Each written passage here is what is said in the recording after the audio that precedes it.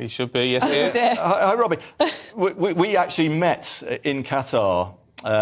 Yeah, I remember. Yeah, you remember? We had a coffee just before probably one of the England games. But yeah, I mean, let's not be unkind to Wales, I don't think. But you know, Gareth Bale, when he started games, Wales won about half, and when he didn't start, they won about a quarter.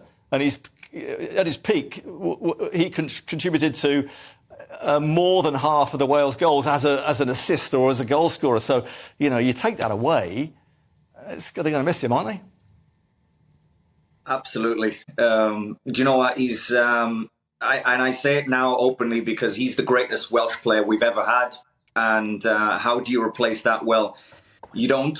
Number one, you've just got to celebrate it and move on. The moving on, I think, now is just about, okay, how do we adapt? I think we have to adapt with our new players that are going to come in. You know, I look at, you know, the likes of Harry Wilson playing in the Premier League at Fulham, Brennan Johnson. I think he's been a big hit in the Premier League for Nottingham Forest this year, but he's missing tonight. So that's going to be a loss. But we've got players now that we have to be more as a team than relying on the unbelievable talent of Gareth Bale that we've had.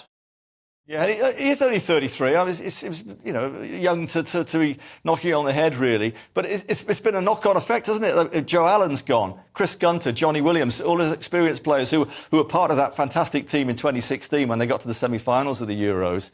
Obviously, Bale led them there. I mean, you mentioned Harry Wilson there. A lot of these players are not playing for their clubs either as well, so it makes it very difficult, doesn't it? Yeah, I mean, it was very similar to how, you know, we had over the last maybe four years, maybe with Gareth Bale, not really playing for his club, but then he turns up for the national team and it's just like a different player, this different energy that comes in. So that's the energy we've got to have. I think the great thing with Wales is we've built up, I was there, you know, 13, 14 years ago, when this new transition with this new team, trying to develop us as a team. We just, where the bonus was to have the Gareth Bale, the superstar that could also add the goals, the assists, the game-changing moments. But the one thing we've had with Wales is we're a team. We are built as a team. Now it's just about, okay, now who's going to be the ones who takes over? The Gareth Bales, the Chris Gunters, the Joe Allens who've retired. And I see positive things, the likes of Ethan Ampadu, who's come through Chelsea, he's on loan in Italy.